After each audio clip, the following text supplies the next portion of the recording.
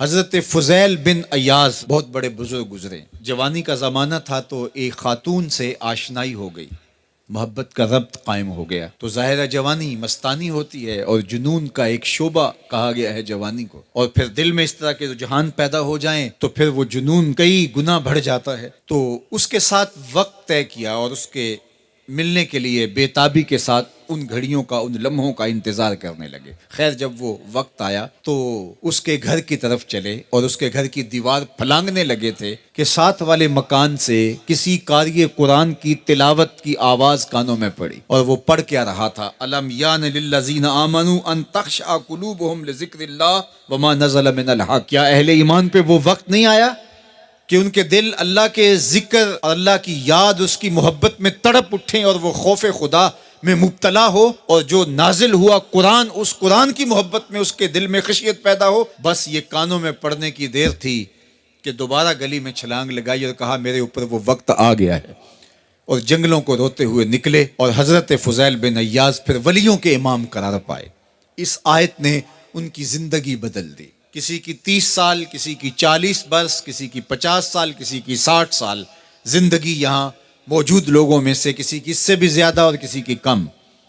اس آیت کریمہ کو ذرا اپنے اوپر وارد کریں تو اللہ ہمیں نصیب کر دے کہ ہمارے دل تیرے خوف سے کانپ اٹھے اور تیری خشیت سے ہمارے دل لرز اٹھیں، اور قرآن کے ساتھ ہمارا ربط مضبوط اور مستحکم ہو جائے، اور ہم یہ اقرار کرتے ہوئے تیرے حضور حاضر ہو جائیں، مالک وہ وقت آ گیا ہے کہ ہمارے دل تیری یاد سے، تیری محبت سے، تیرے پیار سے مالا مال ہو گئے، اور اپنی باقی زندگی ہم تیرے پیار میں، تیری محبت میں اور تیری یاد میں بسر کریں گے.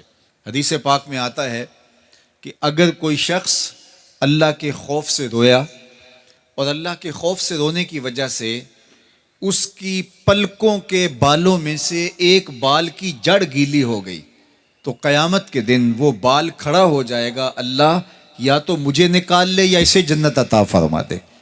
تو اللہ جل شانہ اس بال کو تو آنکھ سے نہیں نوچے گا، بلکہ اس شخص کو اللہ جنت عطا فرما دے گا. اللہ اکبر. گناہگار کی آنکھ کا پانی اللہ کے غصے کی آگ کو ٹھنڈا کر دیتا ہے. اس لیے ہمیں رونے کا کہا گیا، فَلْيَضْحَكُوا قَلِيلًا وَلْيَبْكُوا كَثِيرًا. اللہ اکبر. ارشاد فرمایا کہ تھوڑا ہنسا کرو، زیادہ رویا کرو. صحابہ کو ہنستے ہوئے دیکھا تو آقا کریم علیہ السلام نے فرمایا کہ تمہارے تک اللہ کی امان نہیں پہنچی اور تم ہنس رہے ہو. عرض کی حضور اس کا کفارہ؟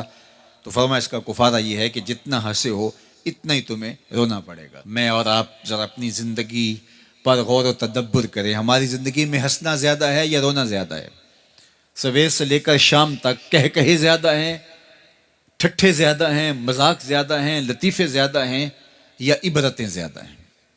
تفکر زیادہ ہے، تدبر زیادہ ہے، سوچ بچار زیادہ ہے، یاد الہی میں تڑپنا زیادہ ہے، آنکھوں سے یاد خدا میں بہنے والے آنسو زیادہ ہیں، یا غفلت سے پھوٹتے ہوئے کہے زیادہ ہیں؟ مجھے اور آپ کو اپنی زندگی کا ضرور محاسبہ کرنا چاہیے. ٹھٹھوں سے، مذاق سے ہماری مجلسیں بھرپور ہوتی ہیں. ہم دن میں جتنا ہنستے ہیں کیا اس کا 10واں حصہ بھی ہم تنہائی میں بیٹھ کے اللہ کی یاد میں روتے ہیں؟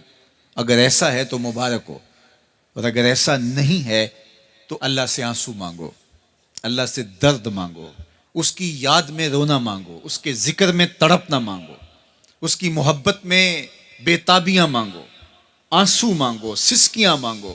تڑپنے پھڑکنے کی توفیق دے، دل مرتضیٰ سوز صدیق دے.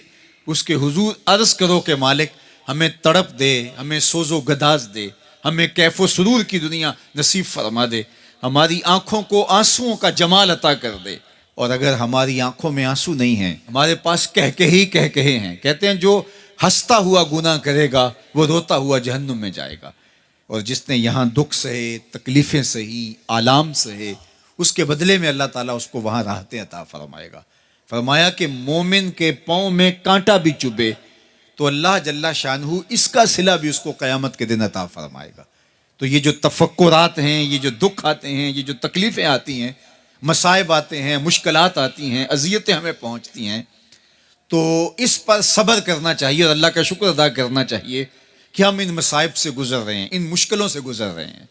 اور اگر کسی شخص کی زندگی میں دکھ ہے ہی نہیں، سکھ ہی سکھ ہیں، تو پھر وہ سمجھے کہ وہ فتنے میں مبتلا ہے.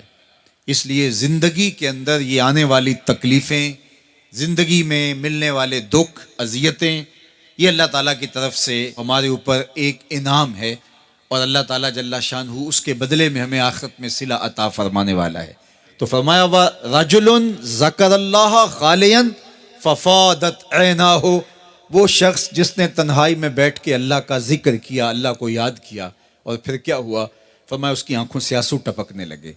تو میرے اور آپ کے آقا و مولا نے فرمایا قیامت کے دن جب کوئی سایہ نہیں ہوگا، یاد الہی میں رونے والے کو اللہ اپنے عرش کا ٹھنڈا سایہ عطا فرما دے گا.